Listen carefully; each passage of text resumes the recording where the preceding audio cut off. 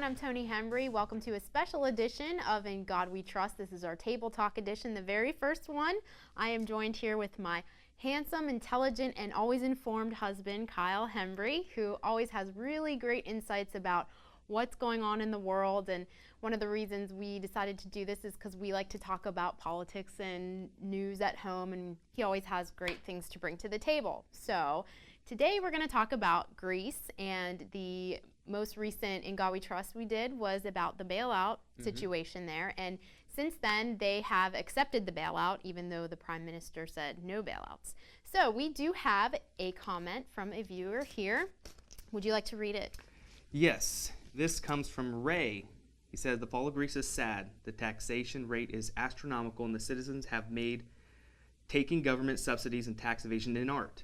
Pouring more money into the sinkhole will not work, and Greece's collapse could cause an economic depression in Europe, similar to what France did in the 18th century.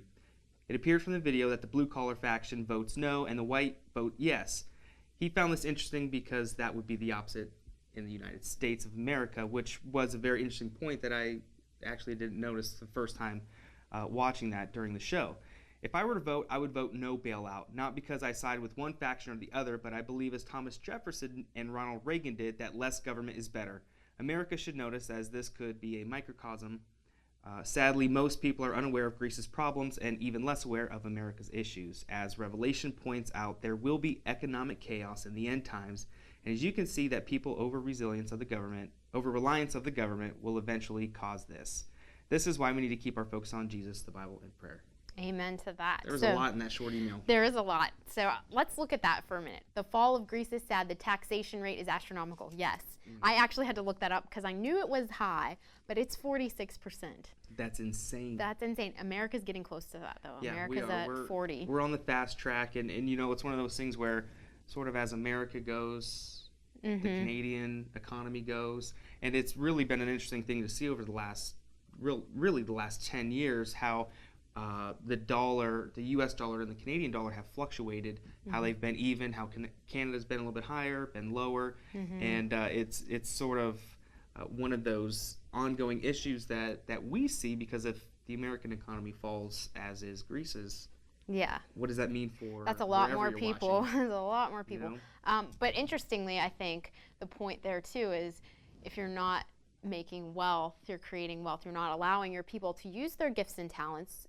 You know, you say you're a democracy, but you're not, you know, you might be a democracy, but are you a free market capitalist society? Apparently they're running on socialist principles if they're just taking money and just dividing it among people and not giving them the opportunity to create jobs, or, you know, using their gifts and encouraging that and putting it into small businesses and saying, you know, what can you do with this? It's just like, oh, here, take care of this. And in government subsidies, oh, here's more food stamps, or, you know, welfare, whatever they use. And we look at what Greece has been doing just on an economic scale over the last however many years by continuously getting these bailouts from the European Union, you know, and trying to consolidate whatever debt they have just to create more, really, because it's a farce, because they can never pay back what they're borrowing. And it's a shame that the people there are going to have to sort of weave their way in and out of this, because it is very socialistic to collect money and spread the wealth and create all these government programs. We see it here in the United States and in other countries, mostly, you know, dictatorship type countries. It doesn't work. It doesn't work. It doesn't work that way, because if you're working really hard to try to get ahead, there is no getting ahead. No. And here I am thinking, well, I'll just sit here and let you work, because I'm going to get the same amount you do. Whether There's it's no food, incentive. Yeah, it's the government handouts. Somebody's got to pay for it. Right, and I think what comes down to it is, down here, this comment that says, America should notice, as this could be a microcosm of America. Most people are unaware of Greece's problems and even less unaware of America's issues. And I think America's biggest issue, like Greece, is complacency. We've become too comfortable in what we have, how fast we can get it, when we can get it. When the paychecks stop coming, we start knocking on the door of the government and say, you know what, they just make it too easy to get money without having to give back or to do anything. And so then you just have this vicious cycle of, you're just getting money from the government, you're putting it back into the government, you're getting it from the government, putting it back, and then it just makes you forget who God made you and what you're capable of doing, I think. And going down to the Revelation comment about how economic chaos is in the end times. I knew that in Revelation, but I was like, I'm not really sure where exactly that is in Revelation, because Revelation is one of those intimidating books. But in Revelation 18, it talks about how there's going to be a great falling away, and that there's going to be, more of a focus on self and on money and on those types of things. And so if you read Revelation 18, it really goes into the woes of being complacent and being reliant on money. And one of the commentaries that I looked up on Revelation 18 about this says, Babylon is a corrupt political, religious, and moral system. In the Bible, the ideas of nations or systems committing adultery is a symbol for turning away from the true faith and following after false beliefs. Secondly, the statement that Babylon commits adultery with the kings of the earth shows how truly worldwide Babylon's reach is. This fits very well with today's global economy. At the click of a mouse, money, information, and ideas spread around the world at the speed of light. The internet and massive global communications have made all this so much more possible today than at any other time in history. So I can see how this economic chaos can spur on something like the mark. Oh, well, I mean, absolutely, because at some point, when the currency is completely devalued, you look at the Banana Republic. It would take a wheelbarrow of cash to get a loaf of bread. When your money's worthless, you have to change whatever currency you are using, and that could be a very scary thing. Greece could decide at any moment to say, you know what, we're going to separate ourselves from the powers who have lent us money in the past. We're going to create our own form of currency. Who knows what that form of currency is? It could be anything. And if the government is already controlling the subsidies and the handouts that they are giving their people, well, why not keep a close tab on those people?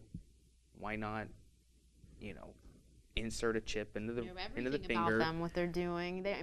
You'll be owned by the government, basically. You would, and really the people are owned by the government currently in Greece. I think there's, it is sad to see when a majority, and again, I don't have numbers, so I can't speak for the heart of the Greek people, but they've been okay with these bailouts in the past, and it's something that they feel that they need to continue in life. They've just become complacent, and I think that's really the problem, and that's a spiritual problem, because you're not aware of anything but what you can get for yourself, and your focus is very inward, and well, I'm okay, so and that's a scary I don't care place about to you. That's a scary place. It is a scary place. Well, thank you, Ray, for your comment, and I want to encourage you that if you have a comment about this issue or any of the other issues we've talked about on God We Trust, you can always email us at info@thestreamtv.com. You can check us out on Facebook, Bible Discovery TV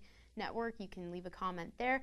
On the next show, we're going to talk about the bad deal in Iran. Yes, I believe it is a bad deal, and we'll talk about why. I'll give you some commentary on that, and then we'll do another table talk. How's that sound? That sounds great. This is fun. This is something we do at home because we like to communicate with each other on things that are happening, what would happen if it did happen here in America, and wherever you're watching, you might be going through it.